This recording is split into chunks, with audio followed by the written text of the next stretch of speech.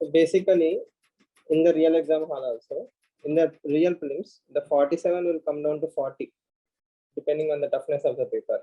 So out of the 40, let's say you will have a probability of getting 30, 32 correct. So within the 40, the average is like 32. Then the ones you throw the stones after the first round, you will attempt the rest of the 40 or 45, right? In that, you have to get the maximum amount of questions correct. That is how it works, or that is how it works. So overall, if you think about it, if the average negatives are 30, so that means students are attempting 50 questions correct, 30 questions wrong, right? So they will be eliminated on the border. So those who attempt 90 and get the 30 negatives, probably they have a better chance of clearing the prelims. So if you reduce your negatives in the first round, let's say out of the 40, your negatives are only 3 or 4, reasonably 4. Last year paper, polity economy, 20 questions, 4 questions you can do. That means 36 you have to get correct in the first group. Then in the second round or third round, depending on your speed, you might get some questions correct, you might get some questions wrong. That balance question, that balance is more important. And you cannot go to the exam hall assuming I will attempt only 60 and 60 will be correct. That is your Waterloo. You won't recover from that even in the next 2-3 attempts, because that will create a psychological disturbance in your mind. And going by 2018, 19, 20 papers, I don't think it should even be done. Earlier, like before 17 papers, probably you attempted 70. You had a very good chance of getting 60 correct. Very static, very standard source, directly from Lakshmikant, directly from your NCRTs, directly from art and culture. So out of 70, you can get 60 correct. That was humanly possible. People used to do that calculated risk. They attempt 75, negatives are hardly 10. So they still used to make it. But I don't think that will ever work in the present day paper. Very, very risky.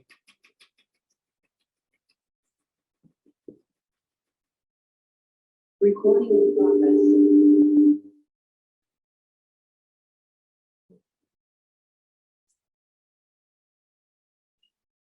Okay. Any other doubts?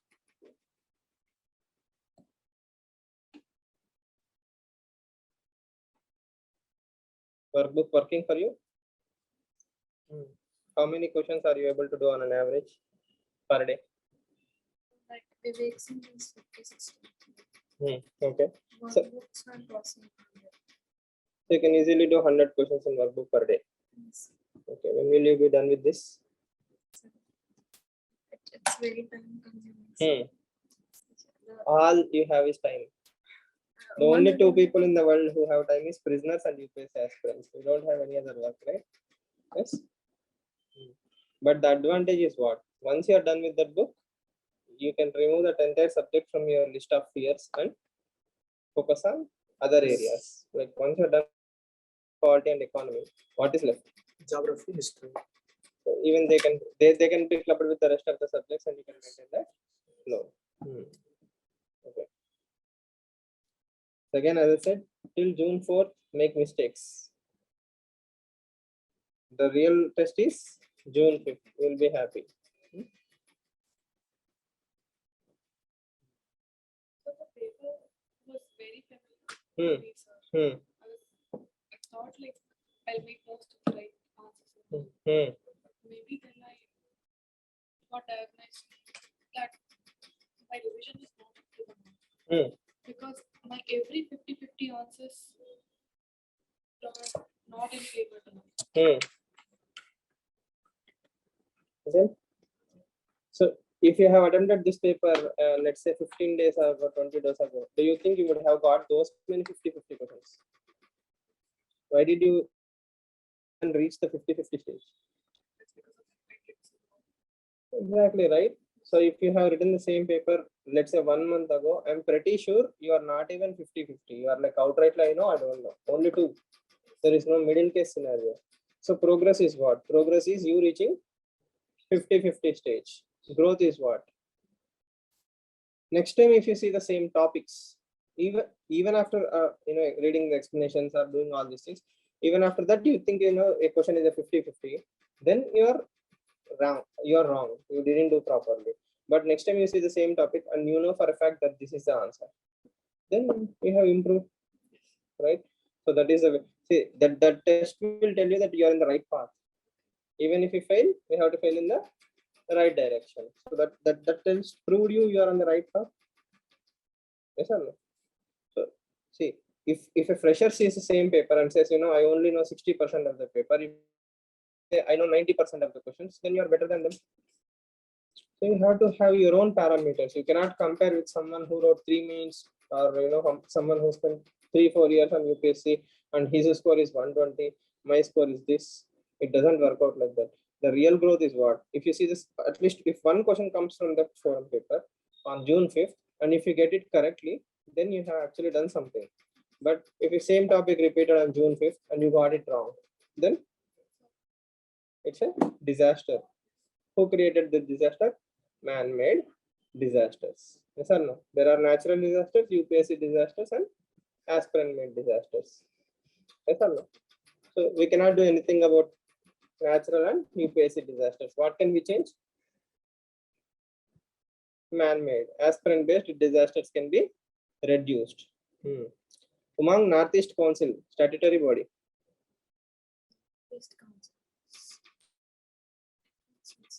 Northeast Council is not a statutory body. Is there such thing called as Northeast Council? Sir, there is something called Northeast Council, but it's not a statutory. Leader of opposition?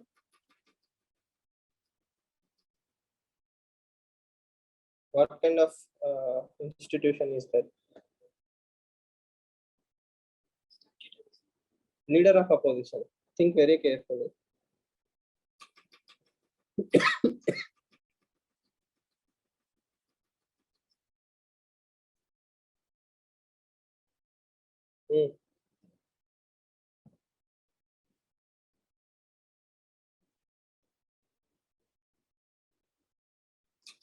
It's a constitutional.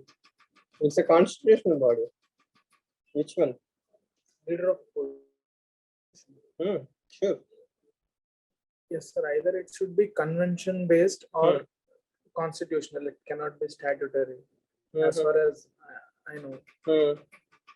Why statutory? Why constitutional? Why? Because leader of opposition is given cabinet minister status. True.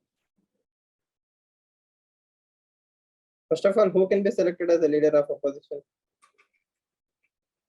The leader of the single largest party outside the government in the parliament or in the Lok Sabha precisely is the leader of opposition. At least one. At least 110 majority. If I don't have 110 majority, I cannot be leader of opposition. No. Are you sure about it? Yes. I can be. No. You cannot be. No, sir. This time they cannot Maybe be, the sir, because government can. There are 3 people. Okay, 3 different opinions. Think very calmly and tell me. First of all, who can be a leader of opposition? Okay. Is there any act that designates him as leader of opposition? Is he a constitutional body or a statutory body? Right? Then can someone be a leader of opposition even if he does not have 1/10 of the votes in that house? What is the strength of Congress right now in Parliament?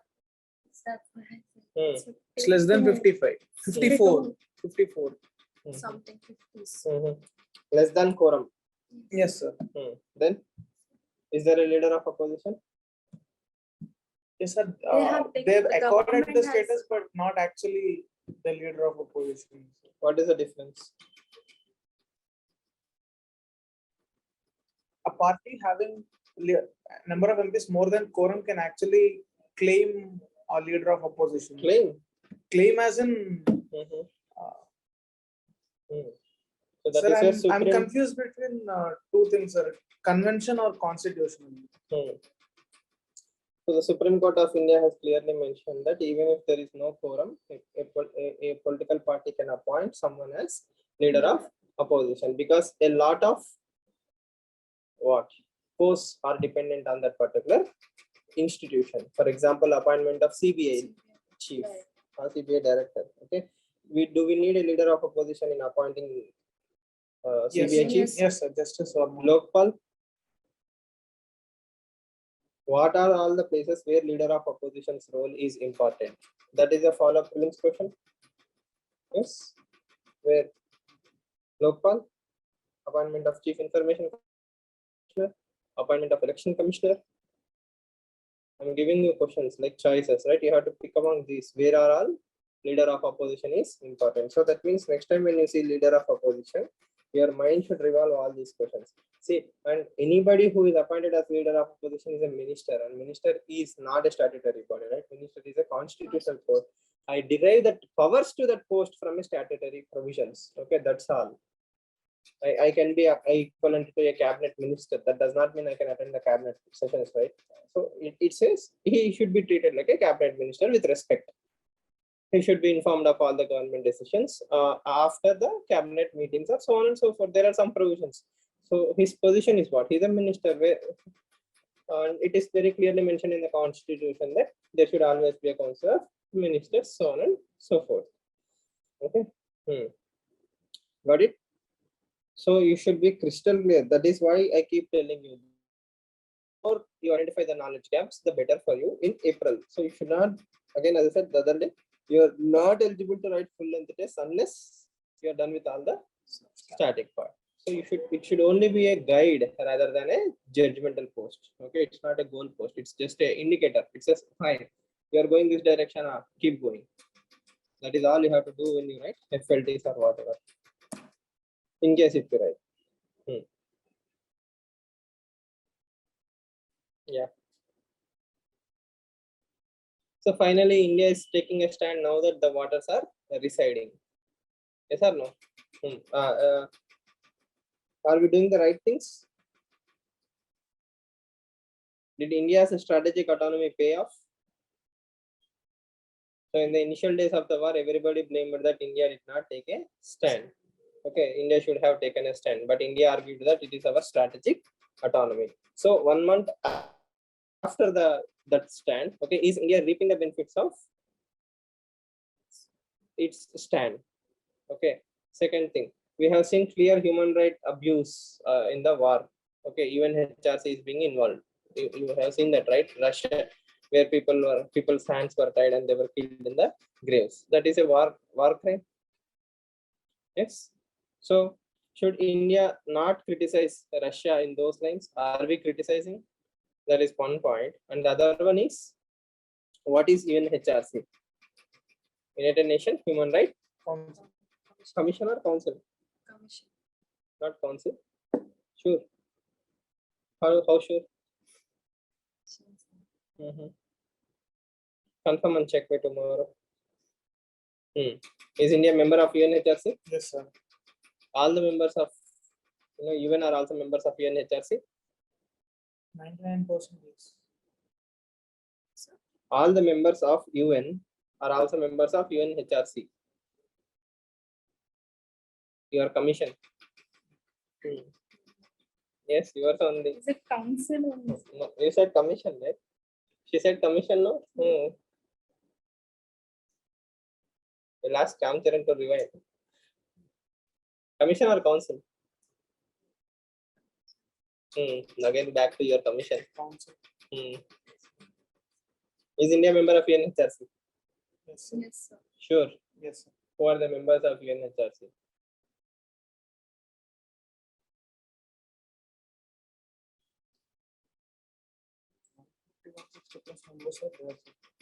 Okay. If I give you some numbers like 157, 27, 190, 47, what will be your answer? 190.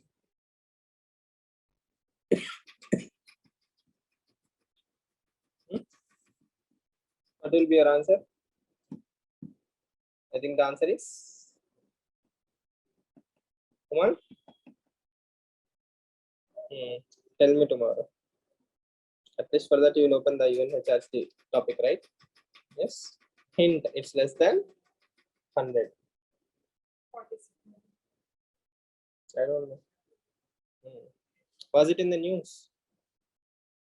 Yes, sir, there was a proposal that Russia, they have to kick out Russia from UNHRC. Russia should be removed from UNHRC. Okay. Right. See, this Sri Lanka issue, Pakistan issue, and all these things are very important for mains perspective or interview perspective, but not for your prelims perspective. But one thing can be decided is Indian Genome Sequencing Consortium.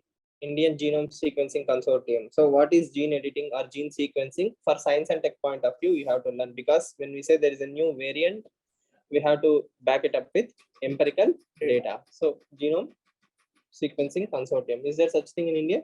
Yes, sir. Gene sequencing. Okay.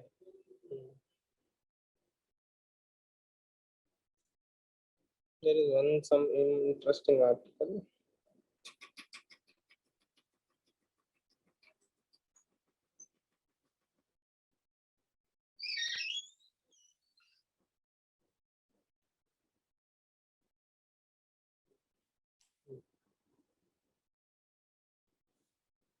Yes. Anything interesting in this article? Have you read it? No. Okay. So let's think about some static thing. Let's say you started your UPSC preparation today. You have heard about dams, DAMS, dams.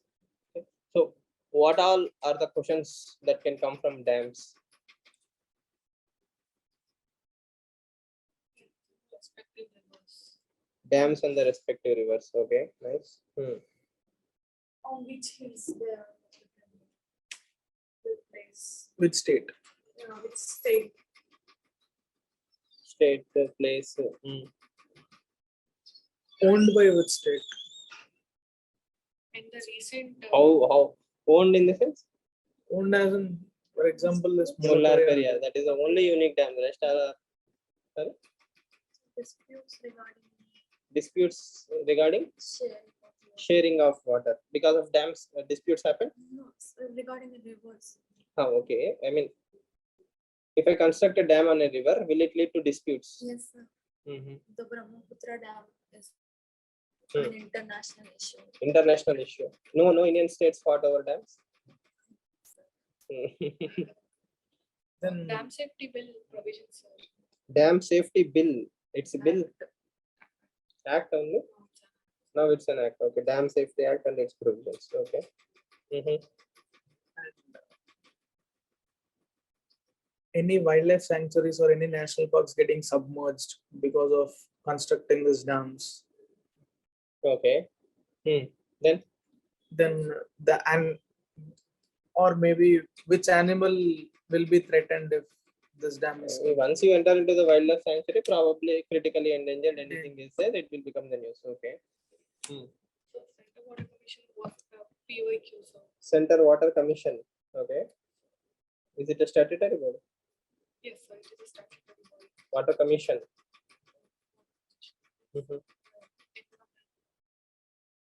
Okay. So Umang said something about dam and disputes. Is there any body for settling the disputes? Interstate. Interstate River Water Dispute Tribunal. Tribunal. Okay. Which article? 263 Not 2. interstate councils. 2 is interstate council. Or rivers. Yes, sir. 263 is water district. 262 is interstate council. 6. No, rivers. Okay. That's it. Maybe ask the technicalities like then what is a big dam? Have you seen it in PVQ? Then.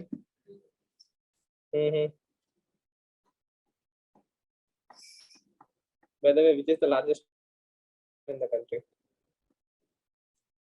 Which state have the highest number of dams?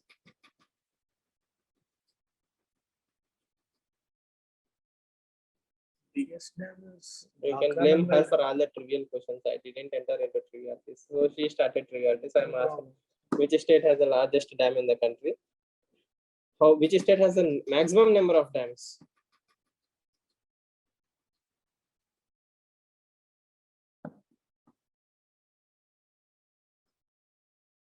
Just take a guess. Which state have the highest number of dams? You have 29 to choose from.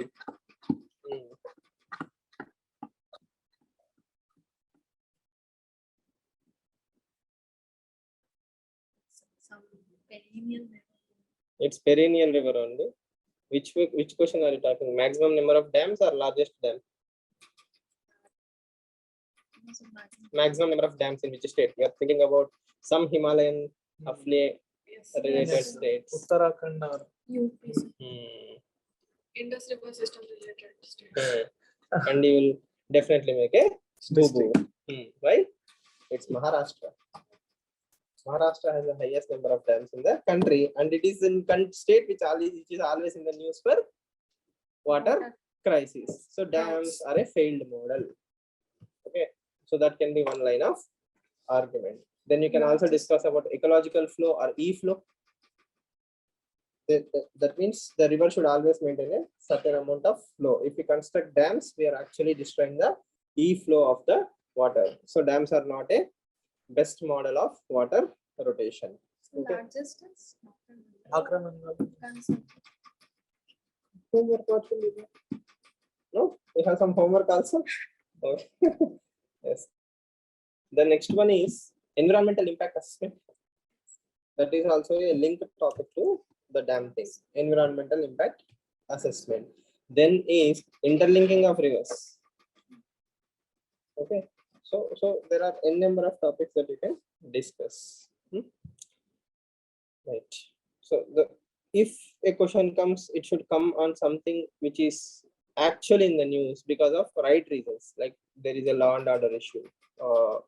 What is happening between Kerala and Tamil Nadu is more of an administrative and a political issue rather than a grassroots level issue.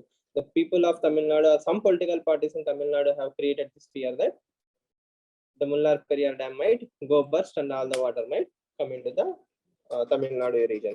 So there is some lack of consensus in that particular thing. So Supreme Court is trying to build that consensus to create trust in the minds of the people. Okay.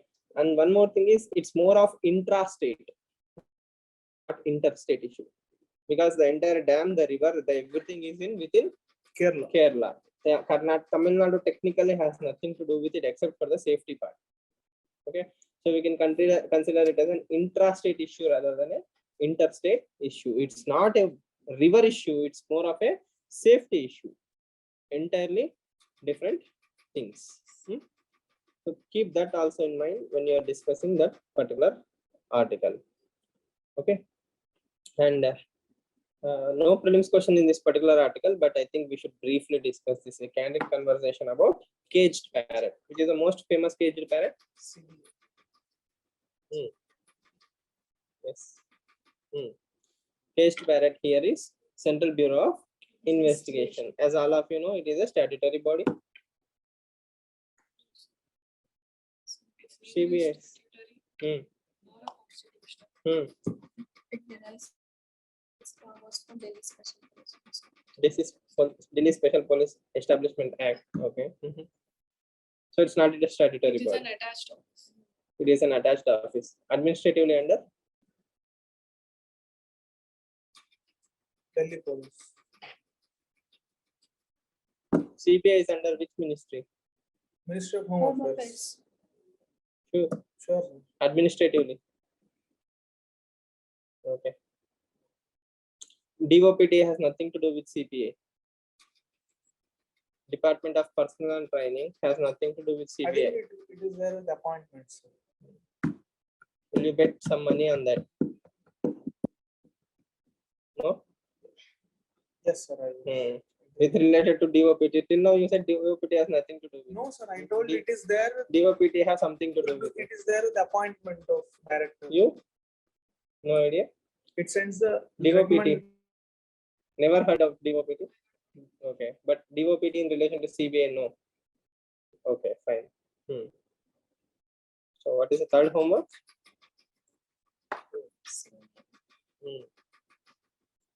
So this article is being discussed in the context of two things. Okay. So Chief Justice of India has said that CBI or executive should not be a puppet in the hands of the political masters. There should be a clear-cut separation of powers. Separation of powers, legislative, executive, judiciary. But executive is bending or backwards to serve the political masters. So that is why CJI has to criticize it. So Mr. Raghavan also nicely suggests that yes, CBI is being misused. But then he goes on to sugarcoat saying only 10% of the cases are political cases, whereas 90% independence is there for Central Bureau of Investigation. Then he lastly says, not in agreement with the CJS proposal of umbrella organizations that will oversee all investigative agencies. Okay, that is point number 1. We will also look at that article after seeing this particular headline.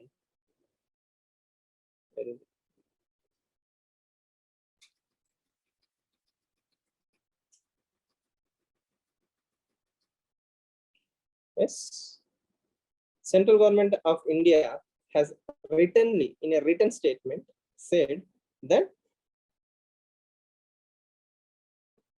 it has zero data on the phones that were tapped in this particular country under various acts like Telegraph Act or IT Act. Okay. Now we'll go back to the article. So who is watching the Guardians? Who guards the Guardians? తెలుగులో సామెత ఉంటుంది కదా, కంచే చేను మేస్తే. If the fence starts eating the crop, then who will stop the fence? Yes or no? So if an investigative body is tapping somebody's phone, okay, who is making sure that the investigative body is not misusing their phone call details? So should we have a external mechanism? Will you agree with that statement of Chief Justice of India?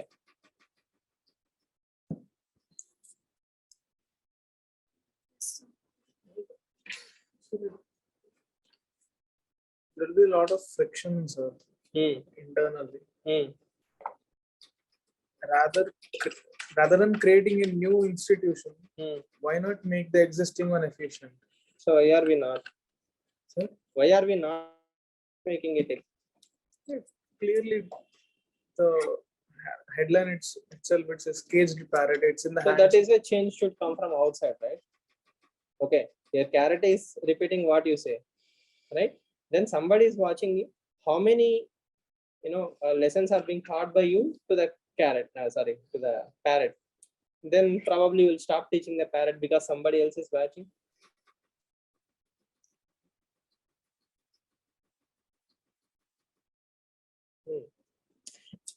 Let's assume again. I will repeat my question. Let's say you people clear films by some dumb luck. Then what will you do? And that is not a joke, right? It's a fact. If you clear films, it will be a record. Let's say you have cleared films. What will you do? No, that is fine. Yes. And again, as I keep repeating myself in my eyes, sorry, attempt is clearing prelims, clearing mains, clearing interview. I will show you 100 people right now who have written 6 prelims. So that does not make you special in any way whatsoever. Clearing prelims is the baseline for aspirants. So for you, it might be some achievement, but for me, it's the baseline. It has nothing to do with your extraordinary capabilities as an aspirant. You are just one more aspirant. Again, I will like to use my mother tongue, right? Satakot lingallo bold lingam.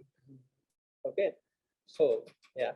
Then you have cleared prelims. Then what? There is no such thing as the dumbest luck. Okay, prelims, it helped you. Mains, you will see white papers. Then you will wait for the results. Then results will come just 2 months before the prelims. Then you'll feel very bad that you didn't clear mains. Then you will waste time. Again, you'll write prelims, you will clear it. Then the cycle repeats. Now suddenly you are in 4th attempt. So when did you reach 4th attempt?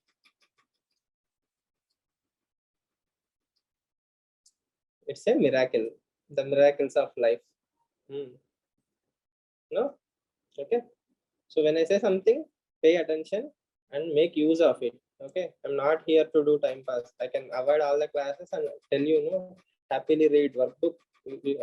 That is more than your capacity to attend my classes. But I don't want to do that. When I say something, understand why I am saying something. Okay. Yes. Chepan, CBI. How will an external body make CBI very effective? Will it make it effective? No, sir.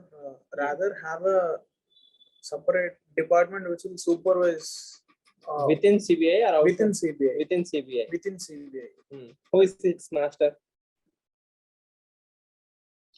I think they can report to PMO maybe. Okay. PMO of India has never been misused in its independent history. Oh, let us try this, sir. Okay, fine. It has never been tried in any other place. I don't know that, but I mean, in any other government departments, haven't they tried external supervision? Did it work? as far as I know, it is done. I'm unable to recollect it right now. See, it's nobody's case to say that CBI is not efficient or effective. That will be a very useless argument. Why? We all know that if CBI wants to be effective and efficient, probably there is no other organization that can match its competence. So the personnel of CBI are very highly competent and they know everything in and out. It's not lack of capacity. It's something else that is hindering the CBI's capacity to perform its job properly. But when it wants to do some job, as he says here, for example, if it wants to arrest the Chief Minister of Bihar or ex-Chief Minister of Bihar, complete the fodder scheme, Vyapam scam, it has done fantastically well. Okay, then.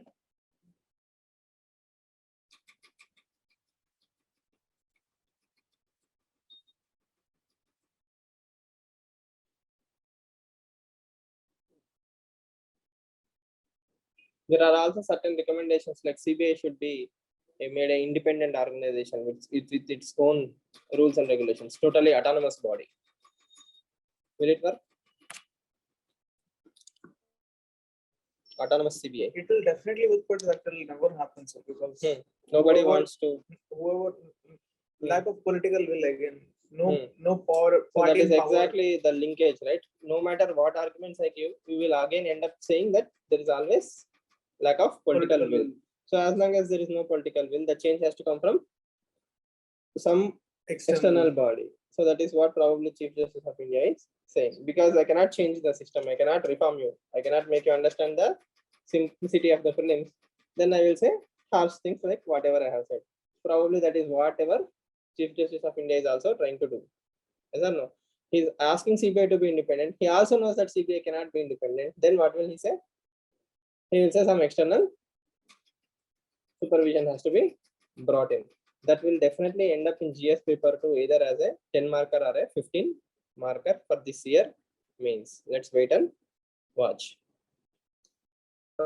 Okay, because that is not a debate that has started in recent times. It has a very deep connectivity with the country. For ages, CBI has been misused and abused, right? So it is also used as a political tool. And this is not the only institution that is being used for political vendetta. CBI, Enforcement Directorate, even NIA has been kind of misused in that love jihad cases and other places. So it's not something new for the country. But the problem is why people are not changing. And this is also an expected mains question. Will small states make better administrative units or smaller districts? Okay, which one will make smaller units? Previous question was also there, sir. So when after creation of Chhattisgarh, right? Yes. Did small states make active progress or did they develop? Did they? No, actually, there is no relation between the geographical size and the development and growth. No. Not really, sir, because there are small states which did not progress and there are big states which have progressed. So, no empirical data to conclude that geography really matters. Geography is really a deciding factor in the growth and development of state. If I want to argue that Uttar Pradesh is backward because of its huge size, whereas Kerala is progressive because of its limited geographical size, or Chhattisgarh has progressed after 2010 because of the smaller geography, or even Telangana has created more number of states. Telangana is number of districts. So Telangana is also performing better. So I think districts debate cannot come here, but the Uttar Pradesh versus Kerala. Again, I will give you same argument, right? Bimaru states, Bihar, Uttar Pradesh, Rajasthan. All these are the largest states. Uttar Pradesh has a 20 crore population, which is like 5th largest or 7th largest country in the world. Rajasthan is the largest state by geography in India. Bihar is also one of the largest states in the country. So probably because of these large administrative units, we are not able to focus. I'm just asking you. Like my stand is bigger states means less efficient administration. Smaller states means better administration. Do you agree?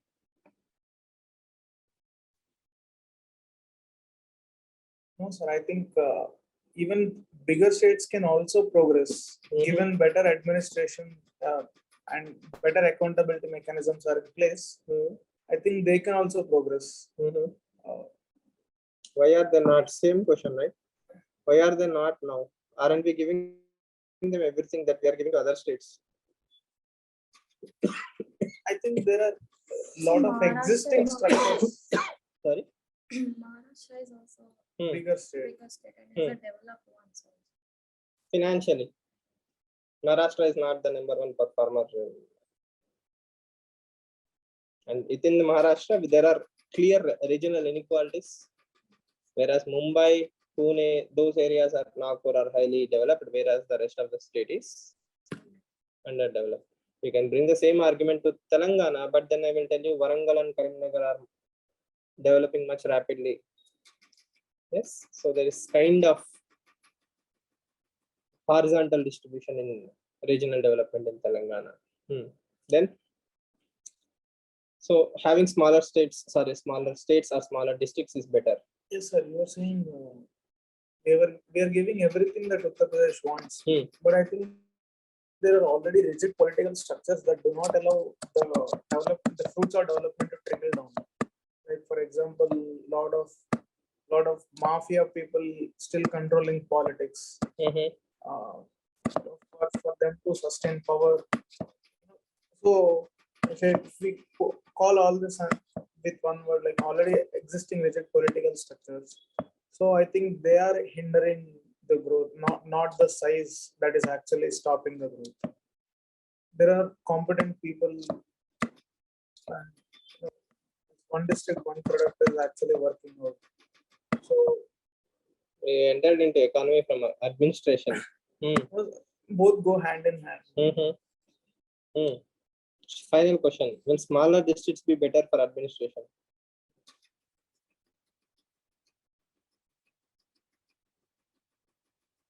That will actually strain economically it is a strain on the states because they have to maintain a lot of administrative staff, although it will ensure better implementation of policies, better why are we having government? To save money or to serve people? You have to take middle path, sir. For Like serve government people by saving who said, money who wherever. said that? Welfare maximization is the only primary dharma of the state. Without welfare, even if you save money as an administrator, what do I do with that money? He died. Okay, then what will you do with this money?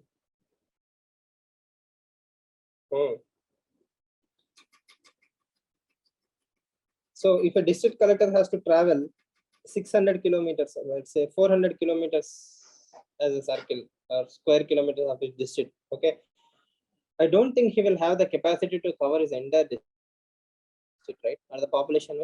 He cannot address the answers to all these questions. And what is the primary complaint when you go to any government office? There is a huge queue. The response time is very delayed. The officers make us, keep coming back to the government officers. They don't respond. But the simple concept is limited states capacity. If you're ruling 40 lakh people will have lots of problems. Everybody will come to your office for the solution, and you don't have the capacity to address the answers to all the population. But if we reduce it, if we reduce the population, probably, say your district is now having only 18 lakh people. Probably you'll have more time to answer these 18 lakh rather than justify all the 40 lakh people, right? Then second thing, you can always argue saying, so geographical boundaries don't matter because of technology or e-governance. By sitting in Hyderabad, I can control entire Telangana, dashboard governance. Again, then I will say, for a deeply structurally divided society like India, poor, unequal, digitally divided, digitally illiterate, uneducated, right? Access to technology is not still a dream for majority of the population. For them, only face-to-face interaction is the only medium of interaction. So geography will cover those who are not under the digital inclusion. Technology will cover the rest. So my burden is literally half. Again, then it is half. Yes.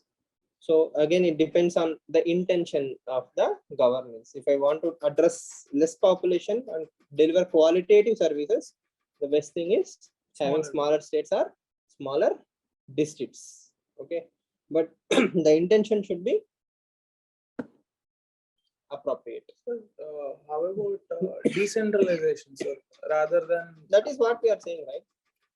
Sir, we can decentralize governance even by having bigger states also. We cannot, that is not working, right? See, you are a collector. Under you, there are so many officers. Under them, there are so many sub officers, and under them, the entire population. Okay, so you even if something occasionally comes to you, like sir, he is doing something wrong. Even if you want to focus your energy, you are not able to focus on him because you are controlling 40 others. You under you 40 members, under them 400 members. Okay, yes, sir. So you don't have the time for the 40. What you say, like smaller states, smaller districts will actually ease the governance and all, but do we have empirical data to back this? Yes, Chhattisgarh, Jharkhand, Telangana, Kerala, I told you, right? Like you see the Bimaru states, which are the Bimaru states and which are not the Bimaru states. Uttarakhand. So we can actually say smaller states is actually good for governance. Definitely. Directly conclude that. I will, at least that is my stand. Okay, sir. I will take Finland, Scotland. You take all the smaller administrative countries. They are very good in human development. Take Bhutan, it is a happy place. Why? Nobody lives there. So it will always be happy. No traffic jams. Yes. Why is here so spacious? It's one of the largest countries in the world with hardly 30 crore population. So obviously, everything appears very rosy. Come to Uttar Pradesh. Yes, come to Bangladesh. The land is this, population is 1/3 of the world. And then it's very, very difficult.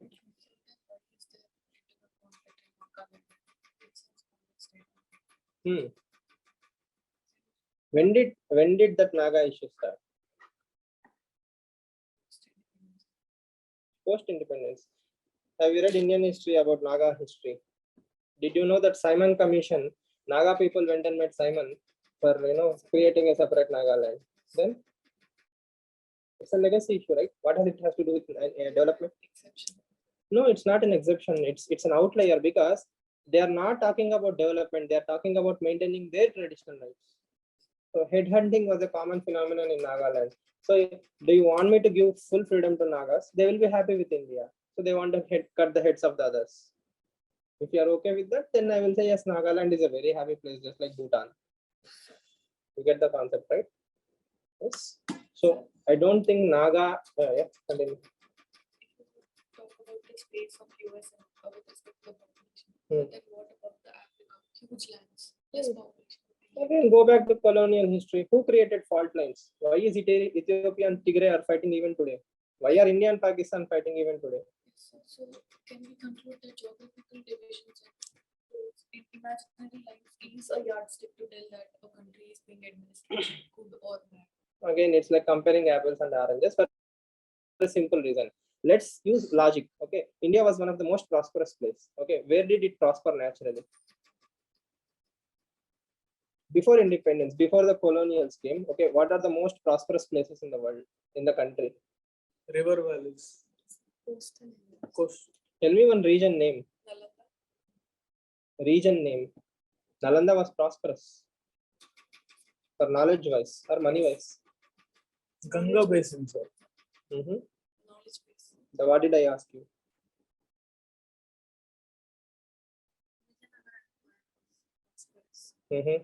Where did Vijayanagara thrive? Where did India thrive?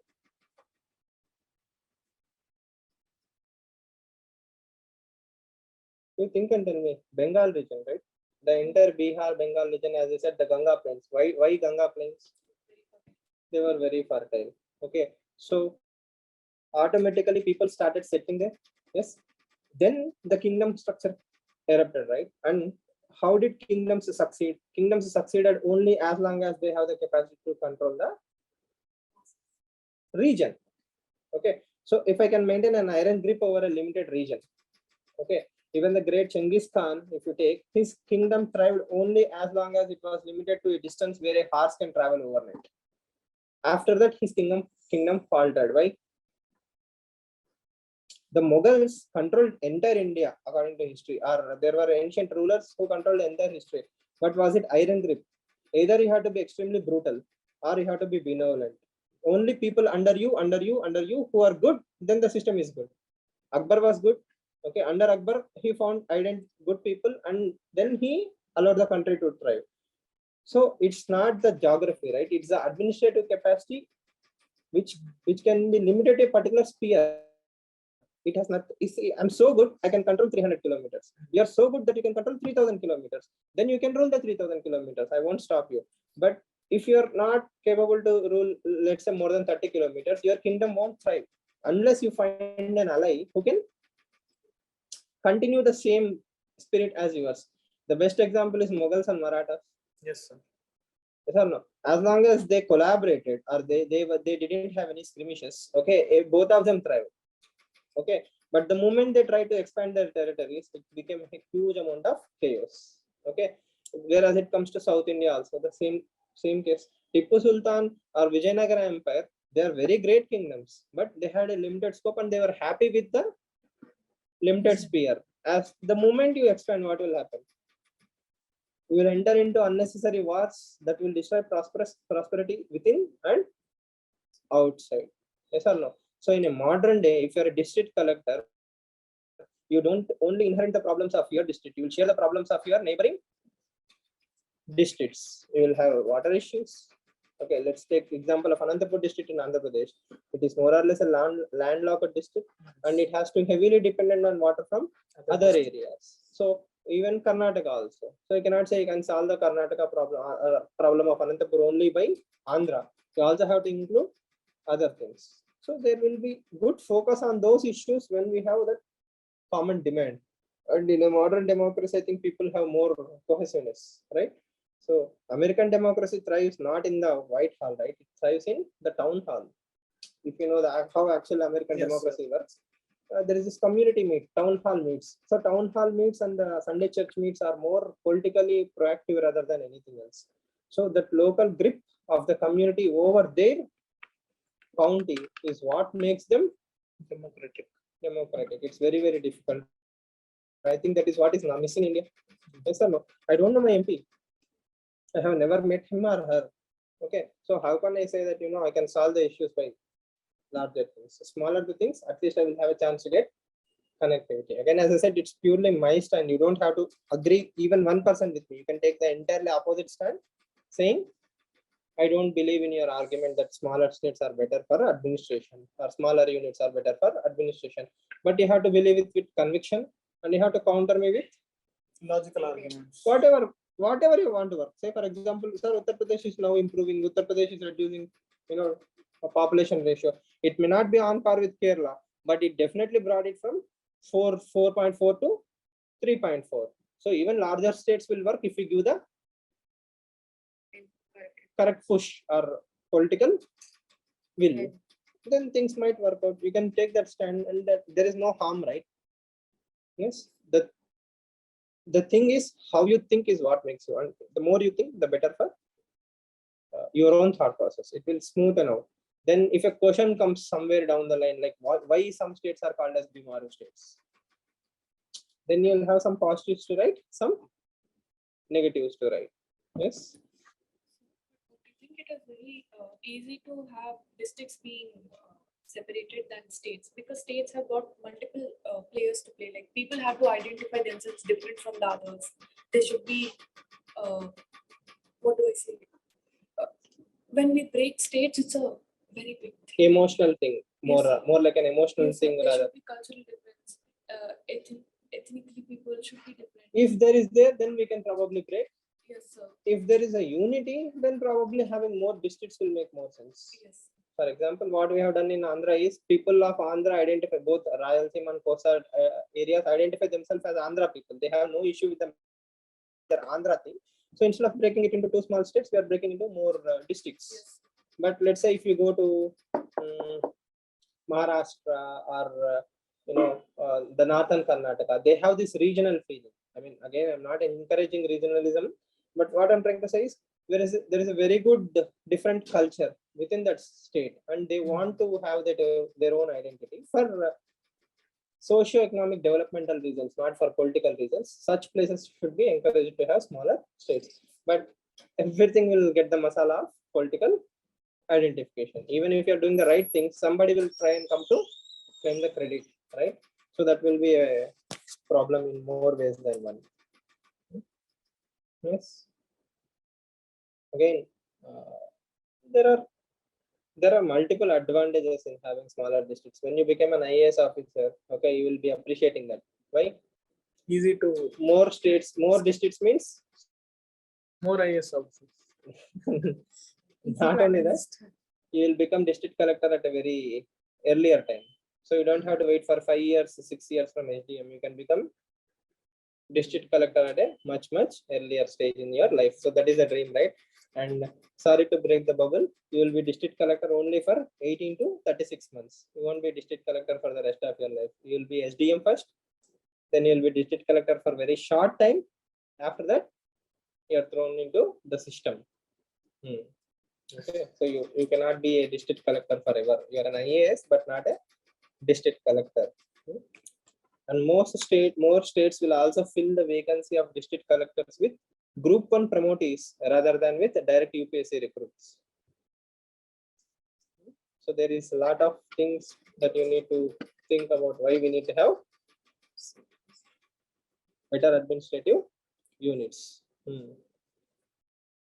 So this age-based, seniority-based promotions have not actually paid off. Then can they devise a Today Times of alternative? India article I shared, have you read it? No? Why IAS is not a failure? Can they devise an alternate methodology to grant promotions based on performance? Do you think it will work? It can become a political tool, but at least with us, with governments with or politicians with little amount of conviction will actually do it. It won't work. Just remember this swarm drone. We will discuss that in some other topic. Swarm drones. What are swarm drone? Swarm. Nowadays, the world is getting inspired from nature. Okay, so group of insects flying together like swarm. Okay, in the same way, Instead of using one single drone, there will be a group of drones. We have already showcased this in 2020 Republic Day itself. A group of drones will synchronize and they will attack a single target. Within them, there can be different like self-destructing drones. For example, two will go and blow themselves off, then the rest will flow, so on and so forth. So the drone technology is getting better and better every day. Even in the LAC after Galwan incident, we are deploying drones in the Galwan area, Chinese area. So drones will be the new sentinels. So they will be guarding the boundary. Even BSF will be using it. So will be the enemies. So drone is a two-way street, right? So that is one thing. And even Prime Minister's office in India have a anti-drone mechanism, even his convoy and all those things. This is the most interesting article I have seen in a long time. A girl in Karnataka chanted Allahu Akbar when people were shouting Jai Shri Ram. You have seen that video, I guess. Yes, Muskan Khan, I guess. So I never, she wouldn't have dreamt in 1,000 years that she will get praise from Al Qaeda chief.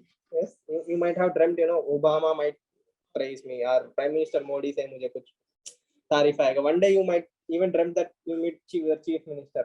But never in 1,000 years, even if I write a fictional story, that Muskan Khan would have believed that she will get a praise from Chief of Al Qaeda, not even terrorist, right? It is the terrorist according to America. The head of Al Qaeda is praising you. Okay, so that perfectly fits with the statement: fact is stranger than fiction, or truth is stranger than fiction, right? No imaginative mind in the world would have dreamt. Udupi, see, Udupi is a historic village which is special for Hindus, right?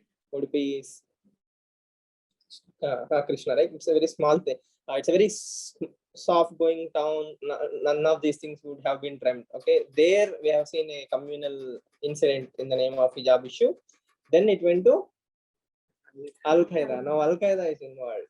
Yes.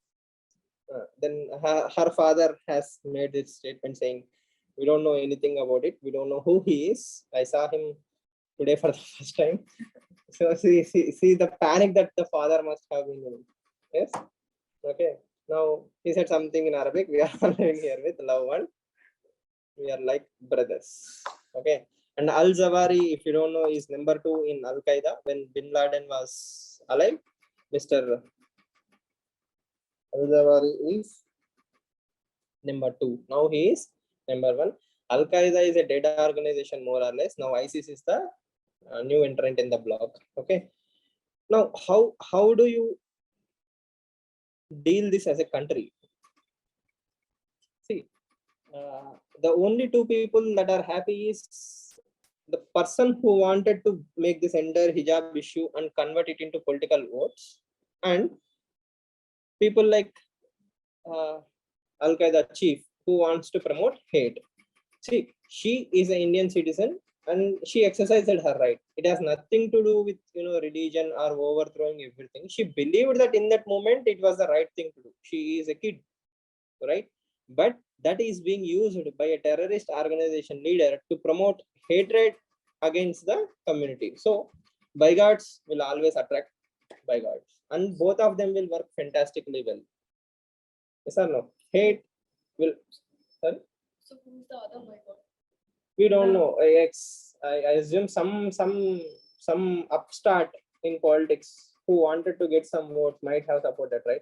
It's not, I chant Jai Shri Ram and the very next day I will get saffron salts for all the students in my class. Somebody must have sponsored it. So who is that someone? Probably people in Karnataka. No, I am not aware. So what I think is somebody with some political ambition is fanning the fans here, and there he is also fanning the fans. What will they do? They keep on fanning. Who will suffer? Innocent. The middle innocent people will suffer, and terrorism will always kill innocents. It doesn't matter which religion, it will target innocent citizens. When a communal riot happens, at least 70% of the people who die will be innocents. It's not the rioters, right? When a bomb blast happens, some innocent will die. So hate will always get hate. Okay. The best thing for India to do is heal its wounds as quickly as possible and try to tell the world that everybody is happy here. Hindus, Muslims, Christians, Jains, Parsis, whatever you take, everybody is happy here. We don't want your communal agenda, nor we are suffering here. I think personally also I believe that Indian Muslims are one of the most happy Muslims anywhere in the world. They have all the freedom in the world. Nobody is, choking their throat as projected by media. It's not that bad as they want. I mean, the media wants us to believe. At the same time, there are some people who are, trying to take advantage of these things and gain politically or economically. As I keep saying, the even in America, the great Black Wall Street incident. If you think about it, they have burned down an entire street in the USA so that the blacks won't become prosperous. So even if you take communal riots every now and then, what will happen? The shops which are owned by a particular community or a caste people are burned down first so that they will not become prosperous. Okay, so most of the times it's about money.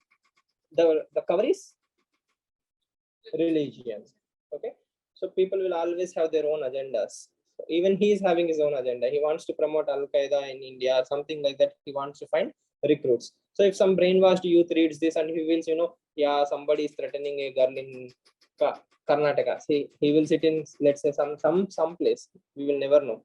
But he will say, what? Oh, she is suffering. She's happy, I think. At least ideology aside, at least she's happy as an Indian citizen, right? She has the right to say whatever she has to say. Yes. So these things will only attract more hate. So that's not a good thing for the country. So that is why India says counter-terrorism and anti-terrorism should be the priority for the world. Wherever we go, that is what Prime Minister of India tries to promote. Let's see how it. What is the difference between counter and anti? Counter is be and being anti- proactive, and anti-terrorism is within domestic, as far as I know. Like, for example, anti-terrorist, if they attack, how do I respond, and all those things are this. Counter is more like, how do we counter them? How do we kill the entire thought process?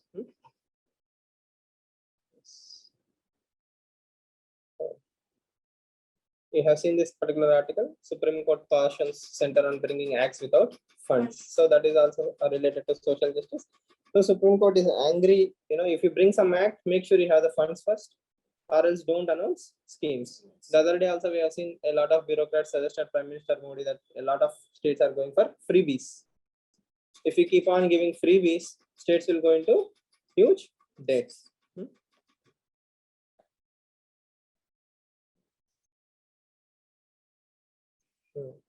This is also social justice. This is the sad state of manual scavenging. Okay, manual scavenging is banned in India. We have an act, we have provisions, we have to uplift the entire community. There are wonderful provisions given by Government of India also. In spite of all these things, a lot of people have died, and they are dying even in today's world. Yes, even now, occasionally we see 1 or 2 articles where people have entered into septic tanks without proper gear, and they died because of lack of oxygen. So we should seriously work on manual scavenging. Any technological solutions? Robots. Is there anything in India? Yes, sir. What is it called as?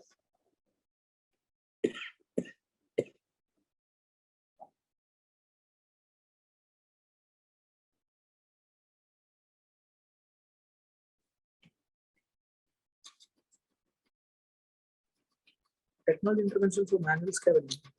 What is that instrument called as?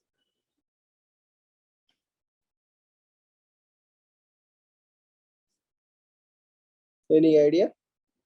Heard, but unable to recollect. Uma? Never heard? Bandicoot.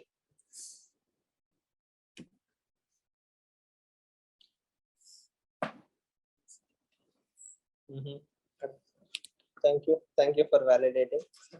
Sorry, sir. I- Not No. in that sense. No problem.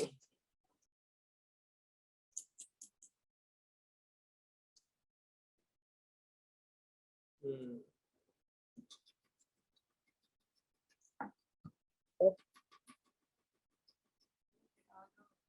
Species of cats. Mhm.